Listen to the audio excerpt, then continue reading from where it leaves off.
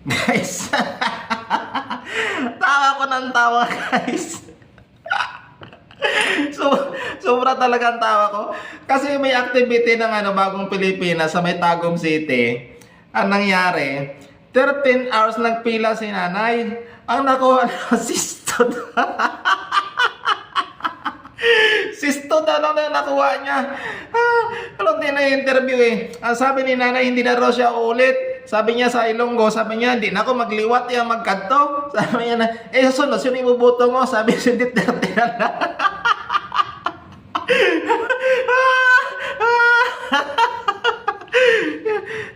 Hindi na raw siya ulit nung kasi may activity yung bagong Pilipinas na sa may Tagum City na dinaluhan ng mga artista na si Daniel Padilla. Ngayon, ang daming pumila doon. Halos sa 13 hours sila nandoon na. Ngayon, ang natanggap lang 3 sisto lang daw ako. Tingnan niyo yung nakakatawa talaga guys, nakakatawa talaga. Isipin mo, 3 sisto lang, 13 hours ka nagpila lang para makapanood ng ng bagong Pilipinas na activity na mayroon pang concert ni Daniel Padilla. Nakakatawa talaga. Nakakatawa talaga, grabe. Kaya panoorin nyo guys, matatawa talaga kayo. Panoorin nyo maigi. Nay, ano oras ka, Diri? Alas 3 po kolin sa Alas ayag. 3 ang kadlawon? Oo, kay siling aga pa daw. O, ano nakuha mo, Sis, Nagrabali, pagka dito. Ate, ay, klaro, hindi na kumliwat. Hindi na ka maliwat, Nay? Hindi. Hindi na? Hindi. Ha? Mayo pa sa Sino nga butuhan mo, ha? Ha? Si Marcos? Si Duterte.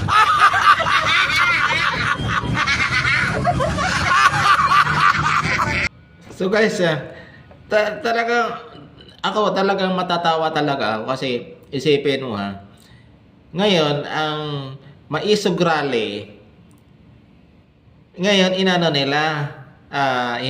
nila. Tapos nung sa kanila na yung bagong Pilipinas, yung may event, inayaan naman, hindi nga pinapakialaman din hindi nga inaano ng mga Maisog Rally yan Kaso nga lang, ang nakakatawa kasi yun doon, pinapunta daw sila doon sa Tagum City para manood nga ng events as may pangako na yun ang marinig-rinig lang natin na may pangako. Tapos sa pagdating sisto na daw binigay kay nanay. 13 hours ng pila, tapos yun ang binigay, yun ang natikman. Grabe, kawawa naman itong mga tao na to. Bagong Pilipinas talaga ang nangyayari.